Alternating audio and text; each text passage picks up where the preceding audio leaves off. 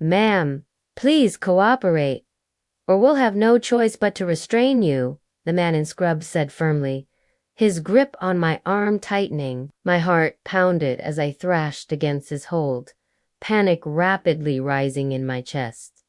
What is this? Why are you doing this to me? I screamed, whipping my head around, searching desperately for Nathaniel Loire, anyone who might explain what was happening, but all I could see were unfamiliar, cold, blank faces. Strangers dragging me out of my own house like I was some kind of criminal. My name is Charlotte Anderson. I'm 32 years old. And up until just a few weeks ago, I believed the most devastating thing that could ever happen to me had already happened. The tragic loss of my father, Joshua Anderson, in a sudden plane crash. He was my rock, my protector, the last family I had left in the world. But that morning, as I was forced into an unmarked white van and driven away from the life I knew, I realized the nightmare I thought I had already lived through was just the beginning. My husband, Nathaniel Lamont, I had once trusted above all else, was nowhere to be found. He had vanished. And now, so had my freedom. The van ride felt eternal, though I couldn't say how long it truly lasted. My grasp on time had shattered, distorted by the panic flooding my veins. I pleaded for answers, begged to be told what was happening, but they said nothing. The only sound was the hum of the van's engine and the sterile, sharp scent of disinfectant hanging heavy in the air. When the vehicle finally came to a stop, the doors opened to reveal a looming, ominous facility surrounded by a barbed wire fence. A chill prickled down my spine. They gripped my arms as if I might bolt, leading me through the gates like I was dangerous. From the instant I entered the building, I knew something was terribly wrong. The walls were painted a lifeless beige, and the air was tainted with a sour, chemical smell. People in white coats darted through the halls, refusing to meet my eyes as if I were invisible. I asked Agino. I demanded, "What is this place? There's been a mistake. I don't belong here." No one responded. Instead, they handed me a plain set of clothes and told me to change. No explanation, no comfort, nothing. Moments later, a tall man in a crisp white coat approached, calm and polished. "Miss Anderson, I'm Dr. Paul Reynolds," he said, extending a hand that I couldn't bring myself to shake. "I'm the director here. I want to assure you, you're in a safe place." His voice was smooth, almost comforting, but his eyes were hollow, cold. I didn't feel safe. Not even close. "What is this place? Why am I here?" I demanded, my voice trembling with fear. He sighed, as if I were just another case he'd seen 100 times before. "I understand you're disoriented, but this is for your own well-being," he said, ignoring my question completely. "Your husband expressed serious concern about your mental state after your father's passing. He's worried about you." "Charlotte!" My blood ran cold at the mention of Nathaniel. Worried? No. This wasn't concern. This was betrayal. Just weeks ago, my life had seemed picture perfect. I had a loving husband, a beautiful home, and a future so bright it seemed untouchable. My father, Joshua Anderson, had raised me alone after my mother passed when I was a little girl. He was everything to me, my shield, my teacher, my friend. But everything crumbled the day his private jet fell from the sky. There were no survivors. One phone call was all it took to obliterate my world. I still remember where I was when I got that call organizing a fundraiser for one of my father's charities. My phone buzzed. Miss Anderson, we're so sorry to inform you I didn't even hear the rest. My knees gave out and I collapsed into a chair. It didn't feel real. My father, my hero, was just gone. At the funeral, I stood beside Nathaniel and his mother, Martha, as a stream of condolences flowed in from people I didn't even know. Martha squeezed my hand, eyes filled with what looked like sympathy, but her grip was too tight, her smile too calculated. Grief clouded everything, but I tried to hold on to my father's memory, the man who had built an empire and still found time to be my everything.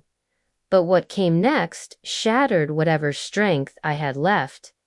During the reading of the will, I learned that I was the sole heir to everything Anderson Steele, all his shares, the properties, the investments, everything. It was overwhelming. And I barely had time to process the loss before I was thrown into a world of meetings and business decisions I hadn't asked for.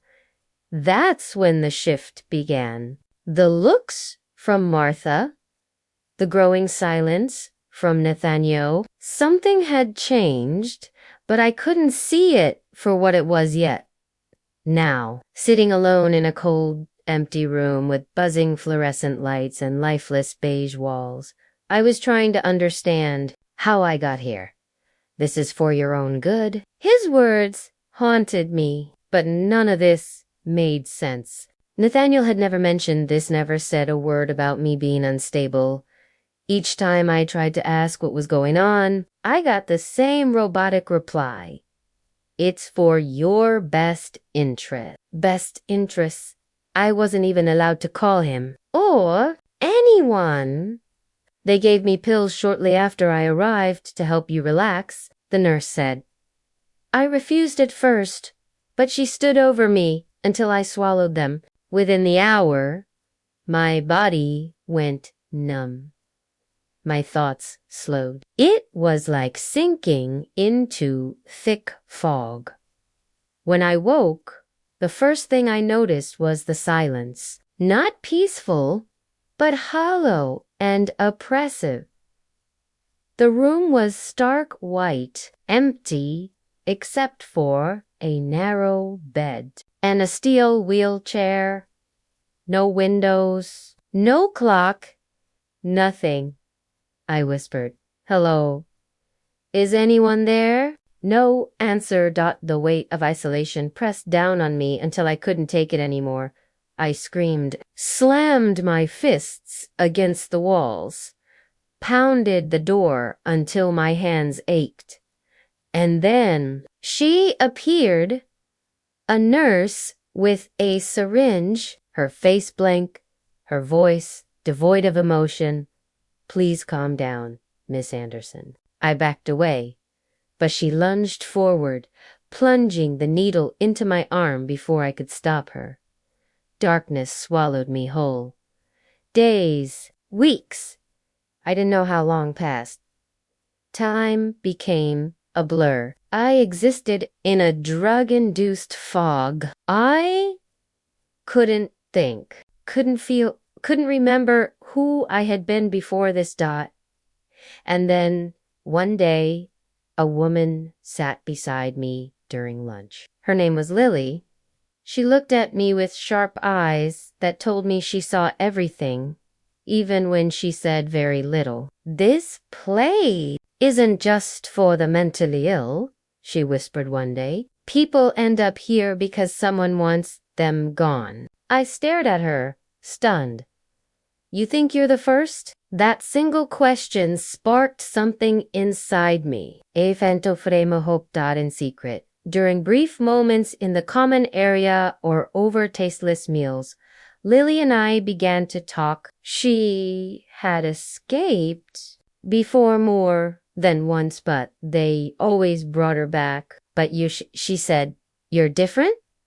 You're valuable? That makes you dangerous." And together, we formed a plan.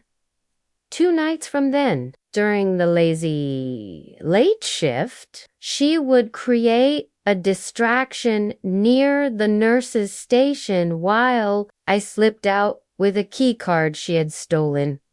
It was risky, but staying wasn't an option. The night came. My heart thundered in my chest. Lily knocked over a cart, sending trays clattering to the floor. Guards rushed over. I ran. We met at the maintenance door, sprinted toward the outer wall, but someone saw us. "Stop them!" Flashlights, shouts. "Go!" Lily screamed. "Climb!" I scrambled up the wall, my muscles weak, my fingers bloody. Behind me, Lily held them off with a piece of wood she found nearby. "Don't stop!" she shouted again. One last heave and I was over. Free. The next 2 days were chaos, cold streets, empty alleyways, hunger, fear. I was alone, but I was alive, and I knew exactly who I had to find: Jonathan Sachs. I scraped together enough change for a payphone, called Anderson Steele, and lied my way past the receptionist when Jonathan picked up. I barely managed to whisper, "Jonathan, it's me, Charlotte." We arranged to meet in a park at sunset. When I stepped out from behind the tree and he saw me, his face went pale. "Charlotte, what happened to you?" I sat beside him and told him everything. He didn't doubt me. "Noto for a secondo.